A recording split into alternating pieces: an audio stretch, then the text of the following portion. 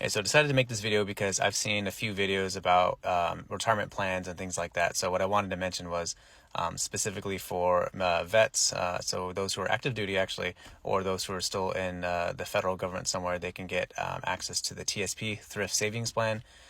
So what I wanted to say about this was that if you were planning to stay in for a career, so 20 years or whatever it might be for you, I do think that TSP could be a very powerful retirement savings vehicle because it's a low cost, so I should say low administrative cost compared to other investment vehicles out there.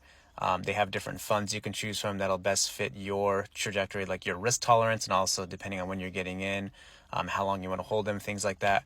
And then also probably one of the most important things is the matching component. So I think after 2 years, the government, so like they'll automatically contribute 1%. So even if you don't contribute anything, the government will at least contribute 1%. Okay.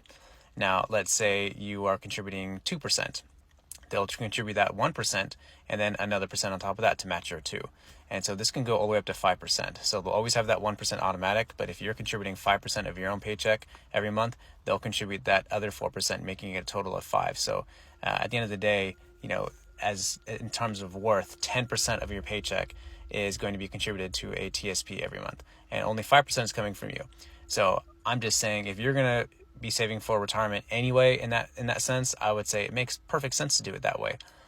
If you wanted to choose other vehicles to kind of bolster any type of retirement, like you wanted to invest in real estate, or you wanted to do something outside the TSP, like you wanted to invest in stocks individually, or you wanted to invest directly with another business, either as an angel investor, like whatever it is, that's fine. I'm just saying that if you just wanted to do the traditional, like, hey, I want to put something in a retirement account, I think the TSP is a very powerful vehicle to do that. And I think it's great that they have it as like a low administrative cost.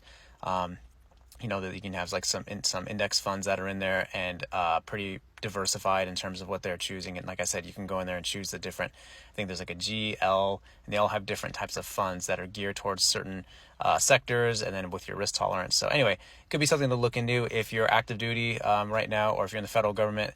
Very good program. And then if you leave the federal government, you still keep your TSP. You can't make any contributions after that point, but you still have it and it can still compound. So let's say you worked in the government for 10 years, you had your TSP for 10 years. Well, when you get out, for that next 10, 20 years, however long, until you want to access that, until you retire, those 10 to 20 years outside the federal government, you can't contribute, but at least you've did 10 years and they've been compounding ever since, with whatever you contributed while you were in. So those are just some takeaways from it.